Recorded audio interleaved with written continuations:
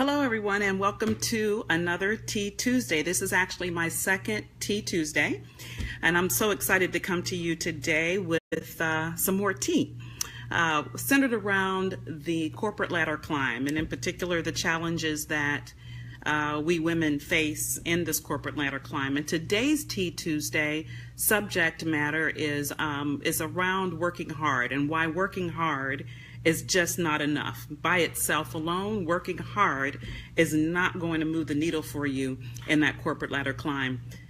Actually, this subject I had on my list of things to talk about, and it was really a little bit further down. Actually, I had some other topics I was going to talk about early on in these Tea Tuesdays and get to this one a little bit later. I actually wanted to build some context before I got to this, but when I was on LinkedIn, like most of us are, I saw an article that I found quite interesting, and also thought, you know what, I'm just going to go ahead and talk about this sooner than later. And the article was one that was posted, I think it was back in June, by Clarine Mitchell, and the actual title of the article was "Black Women in Corporate America Are Hurting. The phrase 'just smile' creates a heavy load for Black women." And I was reading that and I was like, wow, a heavy load, really? And in her article, she uses an event that happened on reality TV. You know, we have all these competition shows on television, and I watched some of them, not a lot. Years ago, I used to watch a lot, and I just said I had enough. But in the particular one that she uses in her article is Dancing with the Stars. And this particular last season, and in case you guys don't watch Dancing with the Stars, it is literally that. It's a bunch of professional dancers, and then you bring stars on, some who have dance training, some who don't, and they compete for this trophy, this mirror ball trophy.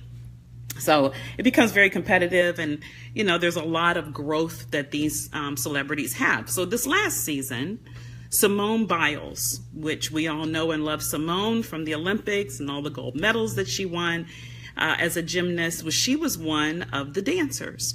And she was doing really, really well. And then there was a particular time when she finished her routine, and when you're done, you get critiqued by some judges.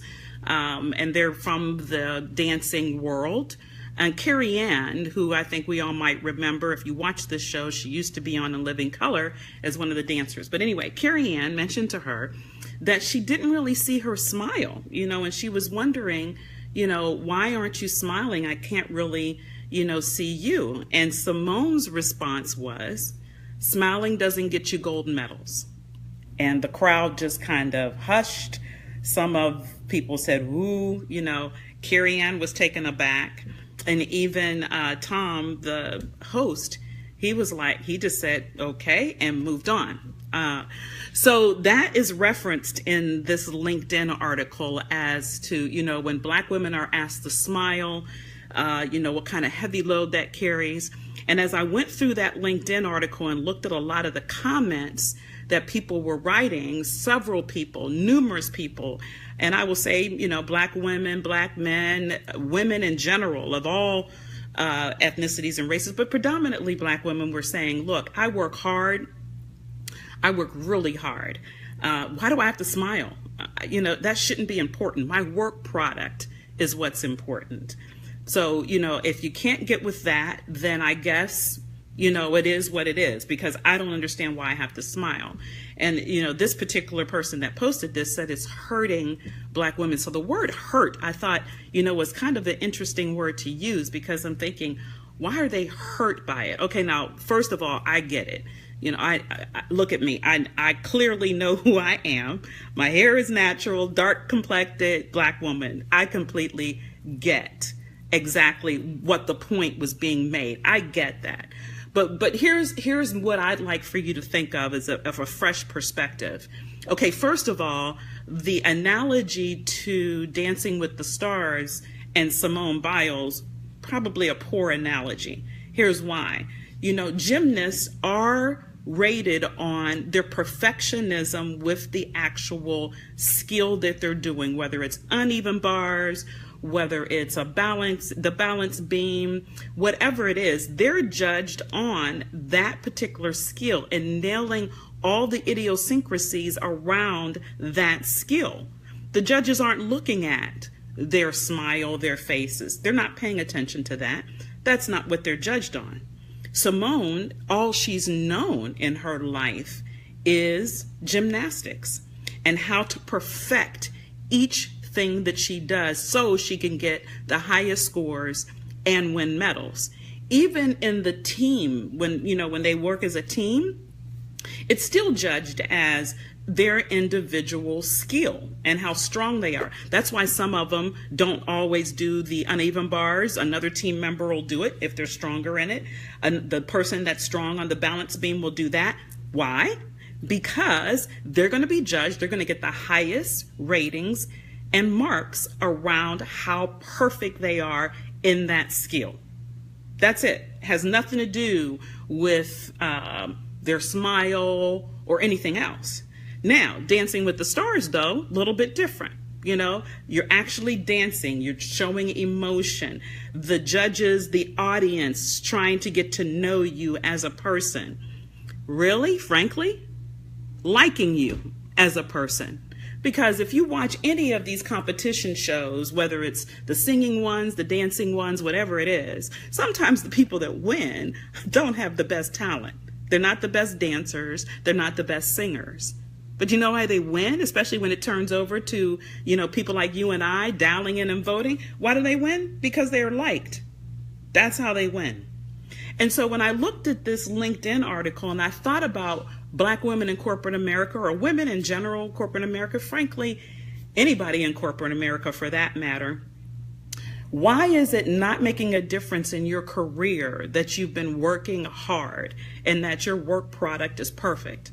The reason why is you've missed that component, the same one that Simone's not even in tune with because she's still young and growing and learning. You missed the component of being liked. And here's what I'm saying. Okay, look, I know some of you are saying, and what I used to say years ago, clearly, because I used to say it, I don't go to work every day to make friends. I have friends. I don't go to work every day to make friends. I go to work, make money, and that's it. And I grew up with a mom who was real old school, worked in the factory, and she always told me, hey, you work hard, that'll make the difference. So I had my head down working hard for a number of years in the 80s and 90s, a number of years, because I figured that's what's going to make the difference in my career. That's what's going to get me the seat at the table. Well, guess what? It wasn't until I had a coach tell me one day, you know what, Linda, working hard. Working hard, you know what? That is truly not going to make the difference. And it took him a while to help me to understand and to see it. And frankly, he couldn't make the difference until I opened my eyes, start paying attention, and then actually seeing that it does make a difference if somebody wants to see me walk in the room, doesn't have a problem with me in a meeting, sees me down the hall and I speak and they speak. Because you know why? They're establishing a level of comfort, and they're getting to know you, me, for instance, getting to know you, getting to know us outside of that work product. Because I'll be honest with you today, look, everybody, doing hard work, doing the work product, that is just the price of entry today. I mean, it's expected. We get the jobs we get because we're talented, because we've had the experience, and people expect us, as I was told one time, to knock down all the pins. They expect that. They know that's going to happen. But the difference is, if you're really trying to climb that corporate ladder and you want to get that next level opportunity, the difference is, do you have somebody advocating for you when you're not in the room? Nobody's going to do that if they haven't gotten to know you and have at least sparked some type of connection.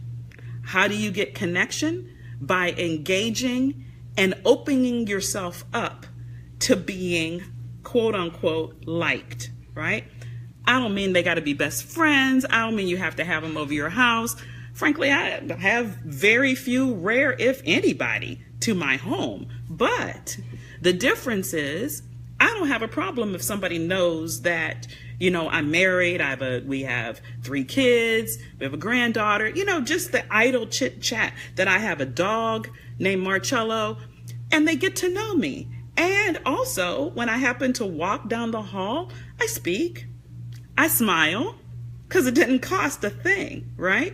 It doesn't cost a thing. But the difference is that opens myself up for the engagement, that tells somebody else that I'm approachable, and then hence the dialogue, and then they get to know you, coupled with the hard work. Now, I know some of you will say, look, Joe Blow around the corner got promoted and he ain't working hard. So-and-so, she got this, and, I don't understand because she's not as good as I am. I get that too. I get all that. My mom used to tell me years ago, I remember when I was growing up, I used to always say, well, so-and-so could go to the party, or so-and-so could, have a bike, or so-and-so could, and my mother would tell me, I don't care about so-and-so. So-and-so can go hang out till 2 in the morning, 1 in the morning, go to this party, do that, not go to church on Sundays. Okay, so because I was one of those, went to church on Sundays every time while mom wasn't playing. But she said, you know what? I don't care about those people. I care about you. And frankly, you need to pay more attention about you and what you're doing. Focus on your world and not worry about what somebody else is doing around you. And I will tell you, that is something you need to think about as you're working on this corporate ladder climb. Quit watching John, Joe, Sally, Mary, whoever, but focus on you. Focus on you. What kind of advocacy are you getting? Who is, and that's Marcello, you see him? I told you I had a dog. So what type of advocacy are you getting?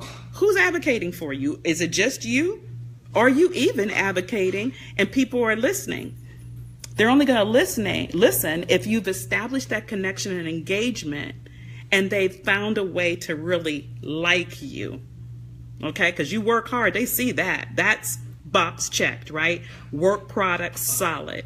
But do I like Mary? Do I like Natalie? Do I like John? Can I see them adding value in a leadership role for this team? Do I see them in other interpersonal skills that really make a difference and can move the needle in addition to the work product that they give? That's what really is the difference between those people that get stuck, keep their head down, work hard, ain't trying to talk to nobody at the coffee maker or the water fountain, ain't trying to at least every now and then, go to lunch once. I mean, you can actually walk down to the cafeteria if you have one or whatever. It doesn't hurt, and actually I'm gonna tell you something else. If your team that you're working in and they decide after work, they're going to all get together and go someplace for a few minutes, it does not hurt for you to just pop in. You ain't got to stay for hours, but show your face, be cordial, engage, take a deep breath, and just be that you, that likable, engaging, connecting you. And then you will easily see, as you continue to do your work product, you'll start to see people approach you differently, respond to you differently. Now, there's other things too that I truly believe is very critical in this whole process of being liked. And if you're someone that you believe would add some value in that, give me a call, connect with me on Facebook, and we could talk about some more specifics around it, or go to my website. But in general, in addition to the work product and your efforts to allow yourself to be engaged and connectable, that is going to transcend and make the world a difference. You need, I tell you, there is no man's an island. That's a real old school saying, but that is so very true. In corporate America, you do not succeed alone. I can tell you, I guarantee you that any CEO you talk to, any person that has a seat on the board, they didn't get those positions all because they decided to do it on their own and keep their head down. Doesn't happen, right? It just does not happen. My role that I have in corporate America didn't happen for me because I kept my head down and I was not engageable. Makes a world of difference. So the fact that we as Black women, as this LinkedIn article said, are hurting because of being asked to smile, and we take that as this yet again oppressive stance that white America or the corporate or the man is putting on us. Flip that script in your mind. Take that chip. Although, hey, I'm not saying we've arrived. I'm not saying diversity and all of that stuff is right up there and we are performing in every corporate the way we're supposed to. No, clearly not. We still have room to grow and do. But what I'm imploring you is, don't let that be your roadblock. Don't allow that to stop you from progressing. Don't take that chip, walk around and wear it and decide, because of all of that, I am only going to keep my head down and work hard.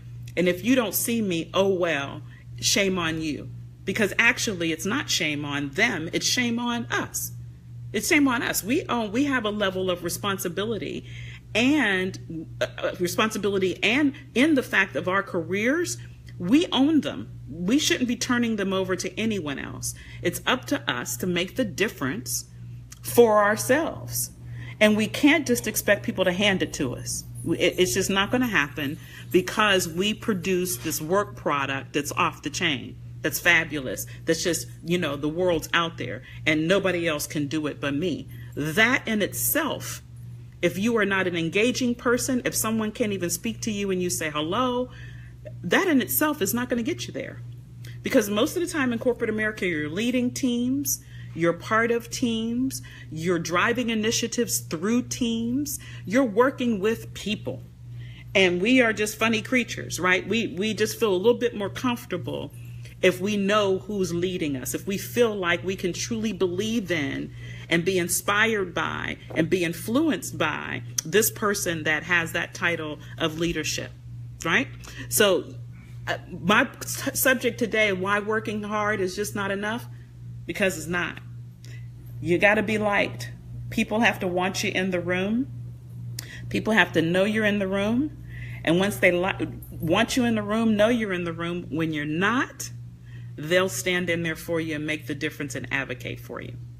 So, like I said, that's my subject for this week's The Tea Tuesday. Actually, with a little bit longer this time than I did the first, because I'm really passionate about this. I've seen the difference that it makes in individuals' lives when it finally clicks what being liked means, when they finally get that it's not that best friend thing and I ain't got to tell you all of my deepest, darkest secrets. It's not even about that. But when they finally get it, the difference that it makes in their corporate career and their ladder climb is extremely significant.